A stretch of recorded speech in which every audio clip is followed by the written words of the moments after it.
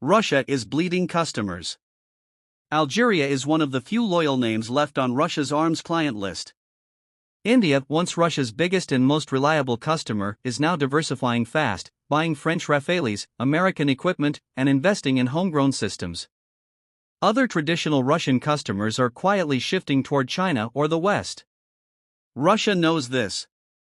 And the dual-seat Su-57 might be their answer. A single image has gone viral in defense circles. A two-seat variant of the Su-57, Russia's most advanced fifth-generation fighter, taxiing on a runway. Ground testing is clearly well underway, with proper paint already applied. And while Russia hasn't officially announced a final designation yet, some are calling it the Su-57D, others the Su-57UB or Su-57ED. What matters more than the name is what this aircraft represents.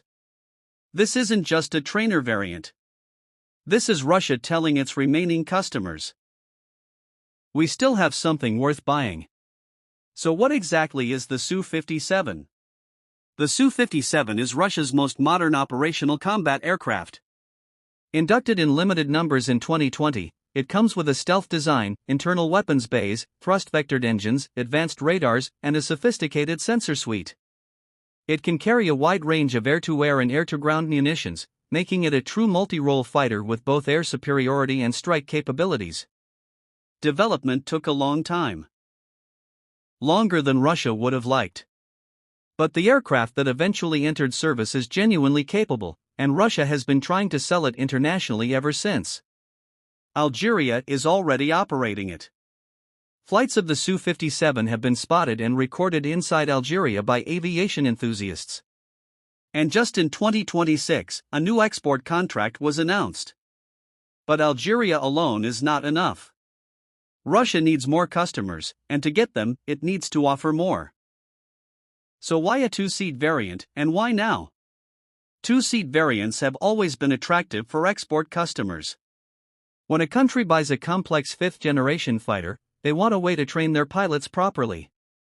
In a two-seat aircraft, a rookie pilot sits in front while an experienced instructor sits behind, monitoring every input, correcting mistakes in real time, and teaching tactics that simply cannot be communicated as effectively in a simulator alone. Pakistan Air Force learned this lesson with the JF-17 Thunder. Block 1 was single-seat only.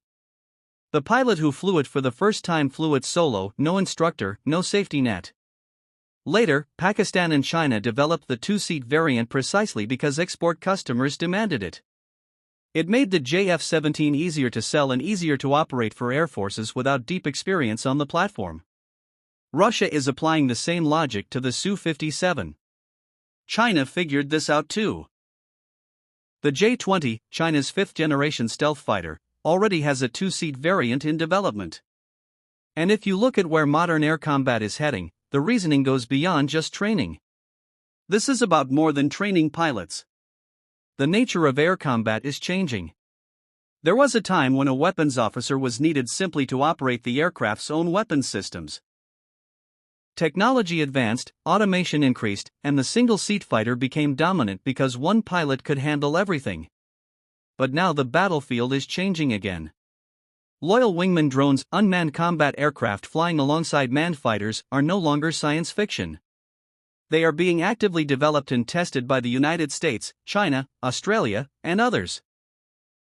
In this new environment, a single pilot cannot realistically fly the aircraft, manage the mission, and simultaneously control one or more armed drones operating alongside him. You need a second person in that cockpit. Look at China's sixth-generation aircraft, the J-50, 2 seats. Look at the Su-34, arguably the world's longest-range operational strike aircraft currently in service, 2 seats. Look at where every major air power is heading with their next-generation platforms. 2 seats are coming back, not for nostalgia, but for necessity.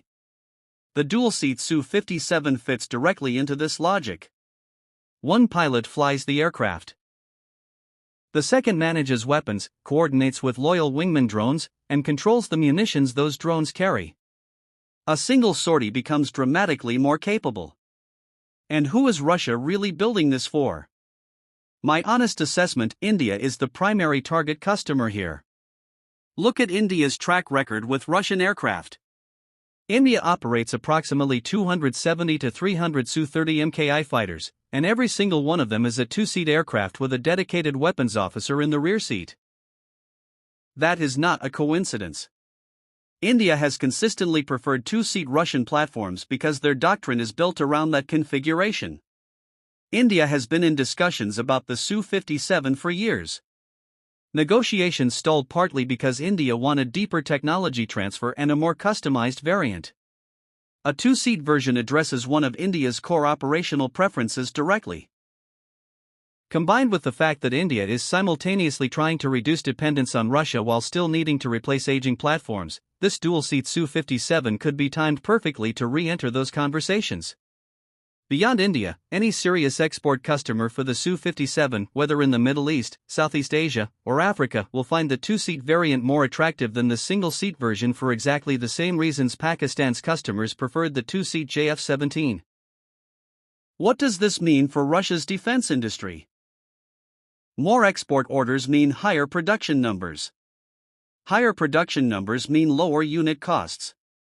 Lower unit costs make the aircraft more competitive against alternatives, and Russia has serious competition now from China's J-10C and the ever-expanding American foreign military sales network. Russia's defense partnerships have been quietly weakening. Countries that used to automatically turn to Moscow are now evaluating their options more carefully. The dual-seat Su-57 gives Russia a genuinely new product to put on the table, not an upgraded variant of a Soviet-era design, but a modern fifth-generation aircraft with a two-seat configuration that addresses real operational needs. If Russia can convert even 2 or 3 serious export customers for the Su-57 in the next few years, it stabilizes the production line, funds further development, and keeps Russia relevant in a defense market that is increasingly dominated by Washington and Beijing. The bottom line: one viral image of an aircraft taxiing on a runway might not seem like much. But what that image represents is Russia's attempt to stay in the game commercially, strategically, and technologically. The dual-seat Su-57 is not just a new variant. It is Russia's answer to a market that is slowly moving on without it. Whether it works will depend on how quickly Russia can bring this variant to full operational status, what price it offers, and how much technology transfer it is willing to provide to serious customers. But the fact that it exists at all tells you something important: Russia is not ready to concede the international arms market just yet.